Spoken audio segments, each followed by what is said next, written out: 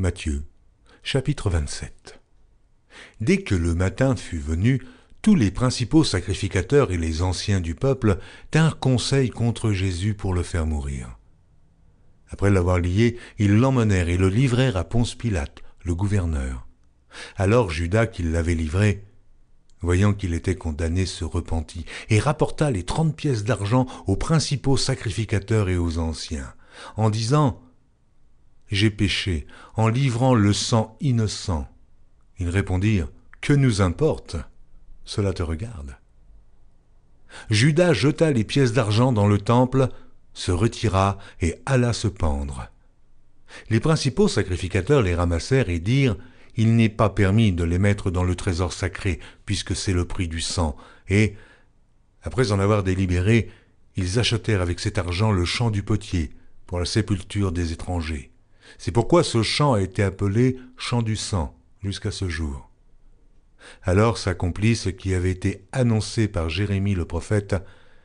Ils ont pris les 30 pièces d'argent, la valeur de celui qui a été estimé, qu'on a estimé de la part des enfants d'Israël, et ils les ont donnés pour le champ du potier, comme le Seigneur me l'avait ordonné.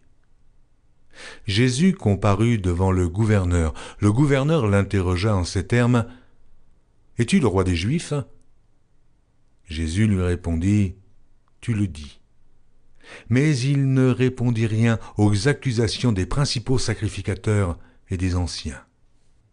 Alors Pilate dit : « N'entends-tu pas de combien de choses il t'accuse ? » Et Jésus ne lui donna aucune réponse, sur aucune parole, ce qui étonna beaucoup le gouverneur.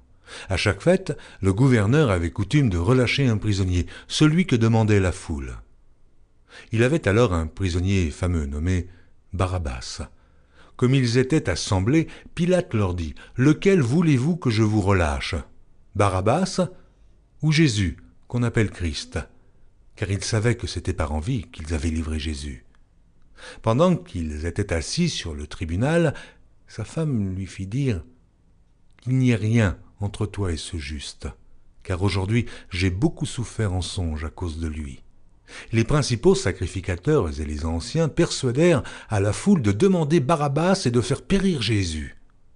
Le gouverneur, prenant la parole, leur dit : « Lequel des deux voulez-vous que je vous relâche ? » Ils répondirent : « Barabbas. » Pilate leur dit : « Que ferai-je donc de Jésus qu'on appelle Christ ? » Et tous répondirent : « Qu'il soit crucifié. » Le gouverneur dit : « Mais quel mal a-t-il fait ? » Et ils crièrent encore plus fort : « Qu'il soit crucifié, qu'il soit crucifié !» Pilate, voyant qu'il ne gagnait rien, mais que le tumulte augmentait, prit de l'eau, se lava les mains en présence de la foule et dit : « Je suis innocent du sang de ce juste. Cela vous regarde. » Et tout le peuple répondit : « Que son sang retombe sur nous et sur nos enfants. » Alors Pilate leur relâcha Barabbas et, après avoir fait battre de verges Jésus, il le livra pour être crucifié. Les soldats du gouverneur conduisirent Jésus dans le prétoire, et ils assemblèrent autour de lui la cohorte. Ils lui ôtèrent ses vêtements et le couvrirent d'un manteau écarlate. Ils tressèrent une couronne d'épines qu'ils posèrent sur sa tête et lui mirent un roseau dans la main droite. Puis, s'agenouillant devant lui, ils le raillaient en disant : « Salut, roi des Juifs !» Et ils crachaient contre lui, prenaient le roseau et frappaient sur sa tête. Après s'être ainsi moqués de lui, ils lui ôtèrent le manteau, lui remirent ses vêtements. Ils l'emmenèrent pour le crucifier. Lorsqu'ils sortirent, ils rencontrèrent un homme de Cyrène appelé Simon, et ils le forcèrent à porter la croix de Jésus. Arrivés au lieu nommé Golgotha, ce qui signifie lieu du crâne, ils lui donnèrent à boire du vin mêlé de fiel. Mais quand il l'eut goûté, il ne voulut pas boire. Après l'avoir crucifié, ils se partagèrent ses vêtements, en tirant au sort, afin que s'accomplisse ce qui avait été annoncé par le prophète : « Ils se sont partagés mes vêtements, et ils ont tiré au sort ma tunique. » Puis ils s'assirent et le gardèrent. Pour indiquer le sujet de sa condamnation, on écrivit au-dessus de sa tête : « Celui-ci est Jésus, le roi des Juifs. » Avec lui furent crucifiés 2 brigands, l'un à sa droite et l'autre à sa gauche. Les passants l'injuriaient et secouaient la tête en disant « Toi qui détruis le temple et qui le rebâtis en 3 jours, sauve-toi toi-même, si tu es le Fils de Dieu, descends de la croix !»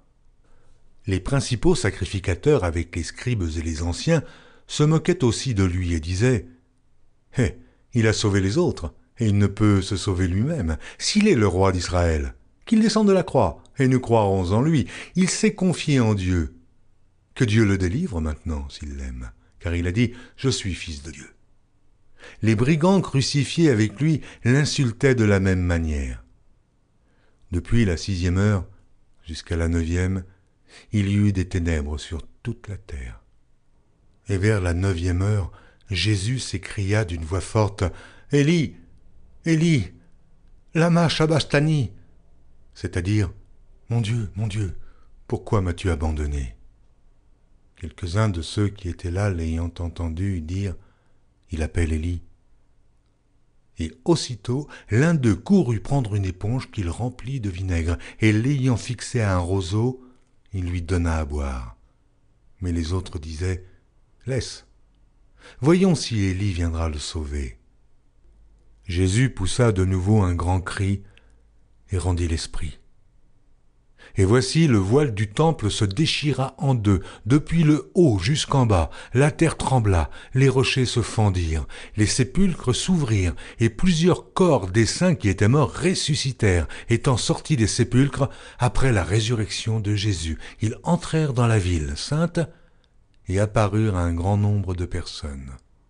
Le centenier et ceux qui étaient avec lui pour garder Jésus, ayant vu le tremblement de terre et ce qui venait d'arriver, furent saisis d'une grande frayeur et dirent « Assurément, cet homme était fils de Dieu. » Il y avait là plusieurs femmes qui regardaient de loin et qui avaient accompagné Jésus depuis la Galilée pour le servir. Parmi elles était Marie de Magdala, Marie, mère de Jacques et de Joseph, et la mère des fils de Zébédée. Le soir étant venu, arriva un homme riche d'Aritamée, nommé Joseph, lequel était aussi disciple de Jésus. Il se rendit vers Pilate et demanda le corps de Jésus. Et Pilate ordonna de le remettre. Joseph prit le corps, l'enveloppa d'un linceul blanc et le déposa dans un sépulcre neuf qu'il s'était fait tailler dans le roc. Puis il roula une grande pierre à l'entrée du sépulcre et il s'en alla. Marie de Magdala et l'autre Marie étaient là, assises, vis-à-vis du sépulcre.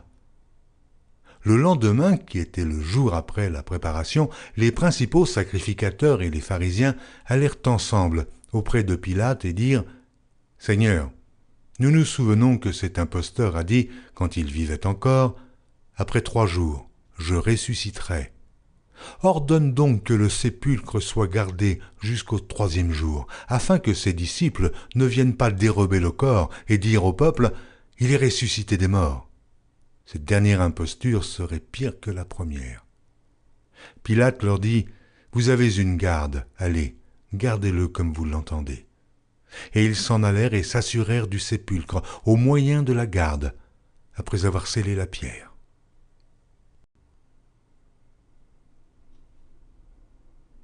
Matthieu, chapitre 28.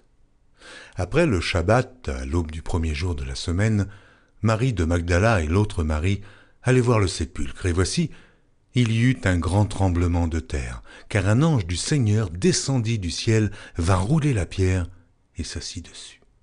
Son aspect était comme l'éclair et son vêtement blanc comme la neige. Les gardes tremblèrent de peur et devinrent comme morts. Mais l'ange prit la parole et dit aux femmes, « Pour vous ne craignez pas, car je sais que vous cherchez Jésus, qui a été crucifié. Il n'est point ici, il est ressuscité, comme il l'avait dit. Venez, voyez le lieu où il était couché, et allez promptement dire à ses disciples qu'il est ressuscité des morts. Et voici, il vous précède en Galilée, c'est là que vous le verrez. Voici, je vous l'ai dit. » Elles s'éloignèrent promptement du sépulcre avec crainte et avec une grande joie, et elles coururent porter la nouvelle aux disciples. Et voici, Jésus vint à leur rencontre et dit « Je vous salue ». Elles s'approchèrent pour saisir ses pieds, et elles se prosternèrent devant lui. Alors Jésus leur dit ne craignez pas. Allez dire à mes frères de se rendre en Galilée, c'est là qu'ils me verront. » Pendant qu'elles étaient en chemin, quelques hommes de la garde entrèrent dans la ville et annoncèrent aux principaux sacrificateurs tout ce qui était arrivé.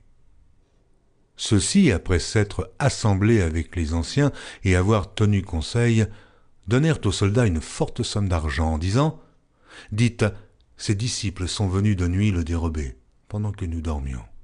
Et si le gouverneur l'apprend, nous l'apaiserons, et nous vous tirerons de peine. » Les soldats prirent l'argent et suivirent les instructions qui leur furent données, et ce bruit s'est répandu parmi les Juifs jusqu'à ce jour.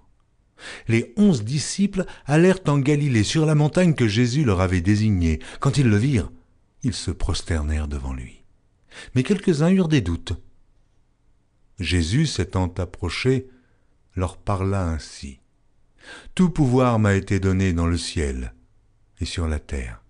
Allez, faites de toutes les nations des disciples, les baptisant au nom du Père, du Fils et du Saint-Esprit, et enseignez-leur à observer tout ce que je vous ai prescrit. Et voici, je suis avec vous tous les jours, jusqu'à la fin du monde. »